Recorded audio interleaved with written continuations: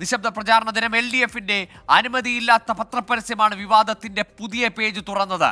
സുപ്രഭാതത്തിലും സിറാജിലും മാത്രം വന്ന സന്ദീപ് വാര്യർക്കെതിരായ പരസ്യം LDFന് ട്രോളി പോലെ മറ്റൊരു ബൂമറാങ് ആകുന്നു. വിധിയെഴുത്തിന് മണിക്കൂറുകൾ മാത്രം ബാക്കി നിൽക്കെ പാലക്കാട്ടെ തെരഞ്ഞെടുപ്പ് പൊടിക്ക് പോലും ആവേശം കുറയുന്നില്ല.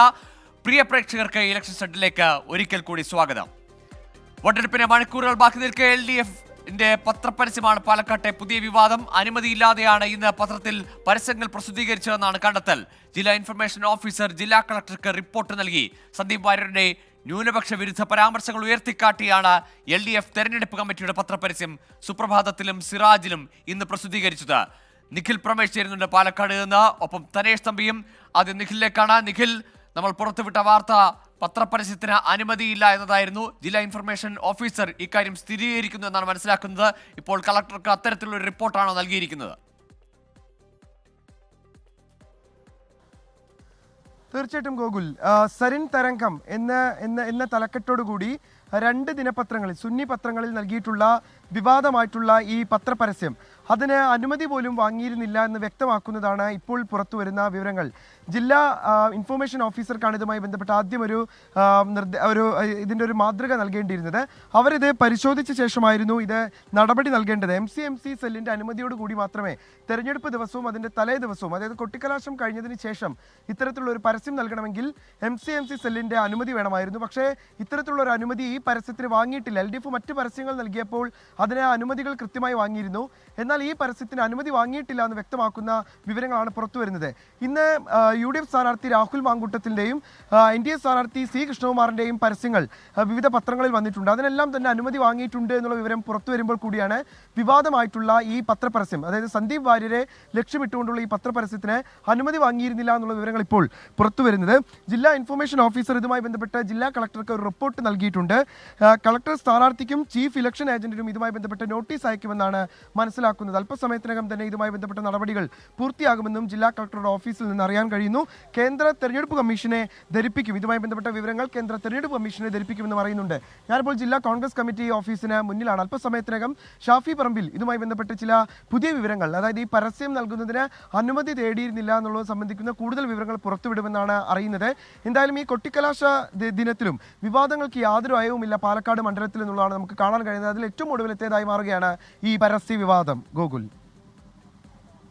ശരി നിഖിൽ, ഏതായാലും കോൺഗ്രസ് ഈ വിവാദം ഏറ്റെടുക്കുകയാണ്. അവർ അത് വടകരയിലെ കാഫിർ സ്ക്രീൻഷോട്ടുമായി താരതമ്യം ചെയ്തുകൊണ്ടാണ്. അതുപോലെ ഒരു തന്ത്രമാണ്, ഇതൊരു വർഗീയ കാർഡാണ് ഇറക്കിയത് CPM എന്ന ആക്ഷേപമാണ് ഉയർത്തുന്നത്. LDFനെതിരെ നിയമ നടപടി, ഒപ്പം രാഷ്ട്രീയ പ്രചാരണം കൂടി. ഇനി മണിക്കൂറുകൾ, അവസാന നിർണായകമായ മണിക്കൂറുകളിൽ അത്തരത്തിൽ ഒരു എഡ്ജ് എടുക്കാനാണ് UDFന്റെ ശ്രമം.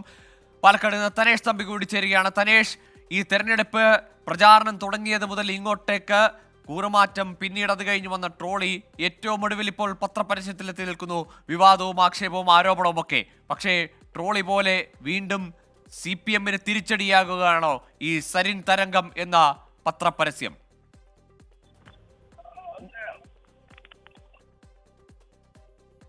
CPM നേതൃത്വം തയ്യാറായിട്ടുള്ള നേതാക്കളൊക്കെ തിരക്കിലാണ്. അവരെ ആരെയും കണ്ടു കിട്ടിയിട്ടില്ല. പക്ഷേ അതേസമയത്ത് അവർ ടെലിഫോണിലൂടെ പറയുന്നത് ആവശ്യമായിട്ടുള്ള അനുമതി നേടിയിട്ടുണ്ട് എന്നുള്ളതാണ്. ഒരു അനുമതി മാത്രം മതി എന്നുള്ള നിലപാടാണ് അവർ സ്വീകരിക്കുന്നത്. സാധാരണഗതിയിൽ ഇങ്ങനെയാണ് പത്രപരസ്യങ്ങൾക്ക് സ്വീകരിക്കാറുള്ളത് എന്നും അവർ പറയുന്നുണ്ട്. പക്ഷേ ഇക്കാര്യത്തിൽ ഒരു കൃത്യമായ വിശദീകരണം CPMന്റെ ഭാഗത്തു നിന്ന് വരേണ്ടിയിരിക്കുന്നു. എന്തായാലും കോൺഗ്രസ് ഇതൊരു വലിയ രാഷ്ട്രീയ വിഷയമായി ഉയർത്തിക്കൊണ്ടുവരാൻ തീരുമാനിച്ചിരിക്കുന്നു എന്നുള്ളതാണ് പ്രധാനപ്പെട്ട കാര്യം. നമുക്കറിയാം, ഈ തെരഞ്ഞെടുപ്പ് തുടങ്ങിയപ്പോൾ മുതൽ വിഷയങ്ങൾ മാറി മാറി കൂറുമാറ്റം ഉൾപ്പെടെയുള്ള വിവാദങ്ങൾ ഒരു ഭാഗത്ത്, അങ്ങനെ തുടക്കം മുതൽ ഉദ്വേഗജനകമായ നിമിഷങ്ങളിലൂടെയാണ് ഈ ഒരു തെരഞ്ഞെടുപ്പ് പാലക്കാടിനെ സംബന്ധിച്ചിടത്തോളം കടന്നുപോയിക്കൊണ്ടിരിക്കുന്നത്. അതിന്റെ ഏറ്റവും ഒടുവിലത്തെ ഉദാഹരണമായി മാറിയിരിക്കുകയാണ് ഈ ഇന്നത്തെ പത്രപരസ്യവും. അതിൽ സന്ദീപ് വാര്യരുടെ ഫേസ്ബുക്ക് പോസ്റ്റിലെ പരാമർശങ്ങൾ അടക്കമുള്ള കാര്യങ്ങൾ വെച്ചുകൊണ്ടുള്ള പത്രപരസ്യം. അത് സമസ്തയുടെയും EK സുന്നി, അതുപോലെ തന്നെ AP സുന്നി, ഈ 2 വിഭാഗങ്ങളുടെ പത്രങ്ങളിൽ മാത്രമായി ഒതുക്കിയതാണ് ഇപ്പോൾ കോൺഗ്രസ് ഒരു പ്രധാനപ്പെട്ട ആരോപണമായി ഉന്നയിക്കുന്നത്. കൃത്യമായി വർഗീയ ചേരിതിരിവുണ്ടാക്കാനുള്ള ശ്രമമാണ് CPMന്റെ ഭാഗത്തു നിന്ന് ഉണ്ടായത് എന്നുള്ളതാണ് കോൺഗ്രസ് പറയുന്നത്. അതുകൊണ്ട് തന്നെ ഇക്കാര്യത്തിൽ കൃത്യമായി മറുപടി പറയേണ്ട ഒരു സാഹചര്യം ഇപ്പോൾ എന്തായാലും CPIMനുണ്ട്. ഇക്കാര്യത്തിൽ വൈകാതെ തന്നെ CPIMന്റെ പ്രതികരണം ഉണ്ടാകും എന്നുള്ളതാണ് പ്രതീക്ഷിക്കുന്നത്. നേരത്തെ ഗോകുൽ സൂചിപ്പിച്ചതുപോലെ തന്നെ ഈ ഒരു വിവാദവും ഇന്നത്തെ പത്രപരസ്യവും ആ പത്രപരസ്യത്തിന് അനുമതിയില്ല എന്നുള്ള കോൺഗ്രസിന്റെ വെളിപ്പെടുത്തൽ അതിനകത്ത് കോൺഗ്രസ് നടത്തുന്ന പ്രചരണവുമൊക്കെ എങ്ങനെ ഈ തെരഞ്ഞെടുപ്പിൽ CPIM നേരിടും എന്നുള്ളത് വളരെ പ്രധാനപ്പെട്ട കാര്യമാണ്. അതിനെന്തായാലും CPIMന്റെ ഔദ്യോഗികമായ ഒരു പ്രതികരണം ഇക്കാര്യത്തിൽ വന്നതിന് ശേഷം മാത്രമേ നമുക്ക് വിലയിരുത്താൻ കഴിയുകയുള്ളൂ. ശരി തനേഷ്, ഏതായാലും കൂടെ കൂട്ടാൻ ശ്രമിച്ച സന്ദീപ് വാര്യർ കോൺഗ്രസിനൊപ്പം കൂട്ടുകൂടിയ ശേഷമാണ് ഇങ്ങനെ കടുത്ത ആക്ഷേപങ്ങൾ അല്ലെങ്കിൽ വിമർശനങ്ങളൊക്കെ CPI നേതാക്കളുടെ ഭാഗത്തു നിന്ന് വന്നത്. ഇപ്പോൾ ഇന്ന് ആ പത്രപരസ്യത്തിലും LDF അങ്ങനെയാണ്. സന്ദീപ് വാര്യരുടെ പഴയകാല പോസ്റ്റുകൾ എടുത്തു വെച്ചുകൊണ്ടാണ് ആ പത്രപരസ്യം നൽകിയത്. പക്ഷേ ആ പരസ്യം അത് തെരഞ്ഞെടുപ്പ് ചട്ടങ്ങൾക്ക് അനുസൃതമാണോ, അല്ലെങ്കിൽ തെരഞ്ഞെടുപ്പ് കാലത്ത് ഇത്തരത്തിലൊരു ആരോപണം വന്നാൽ അതിന് മറുപടി പറയാനൊക്കെയുള്ള സമയം ലഭിക്കേണ്ടേ ഈ നിശബ്ദ പ്രചാരണ ദിവസം ഇങ്ങനെയൊരു പത്രപരസ്യത്തിന് അനുമതി നൽകാമോ എന്ന ചോദ്യം ആദ്യമേ UDF ഉയർത്തിയാണ്. പിന്നീടാണ് ഇതിന് അനുമതി പോലുമില്ല എന്ന വിവരം ജില്ലാ ഇൻഫർമേഷൻ ഓഫീസറുടെ ഭാഗത്തുനിന്ന് വരുന്നത്. ഏതായാലും അവസാന മണിക്കൂറുകളിൽ മറുപടി പറയിക്കാൻ ശ്രമിച്ച CPMന് മറുപടി പറയേണ്ട അവസ്ഥയിലേക്ക് കൊണ്ടെത്തിച്ചിരിക്കുകയാണ് ഈ പത്രപരസ്യം.